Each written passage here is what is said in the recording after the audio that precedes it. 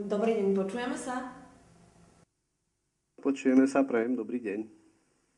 Takto sme začali nakrúcať zrejme prvú slovenskú reportáž prostredníctvom internetu. Chceli sme vedieť, či je to vôbec možné. Zadanie znelo nasledovne. Celú reportáž vyrobiť cez službu videokonferencia tak, aby sme s kamerou nemuseli opustiť tento priestor. Potrebné iba základné vybavenie, ktoré má každý pracovník už väčšinou na stole.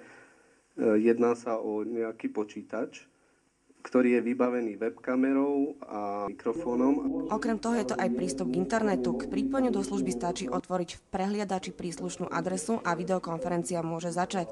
Do počítača nie je nutné nič inštalovať.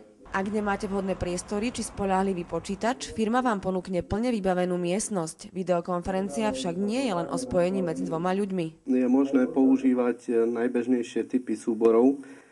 Jedná sa hlavne o súbory typu Microsoft Office alebo takisto populárneho balíčka Open Office.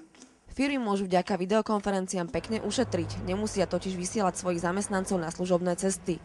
Nie sú to pritom len financie na benzín, prevádzku auta, ale svojim kľúčovým ľuďom vo firme či priamo sebe ušetria čas. Videokonferenciu sa to dá veľmi ľahko a efektívne zorganizovať a tak potom celá tá práca je o mnoho efektívnejšia. Aby sme znížili náklady na vytvorenie tejto reportáže, tie sme nikam necestovali. Podľa našich výpočtov sme ušetrili viac ako 100 eur. Služba je určená predovšetkým pre spoločnosti, ktoré majú viacero pobočiek, prípadne pre spoločnosti, ktoré často komunikujú so zahraničím. Ďakujem za tieto informácie a myslím, že toto je z našej strany všetko. Dovidenia. Dovidenia. Pre firmu Sarion Michála Reptová.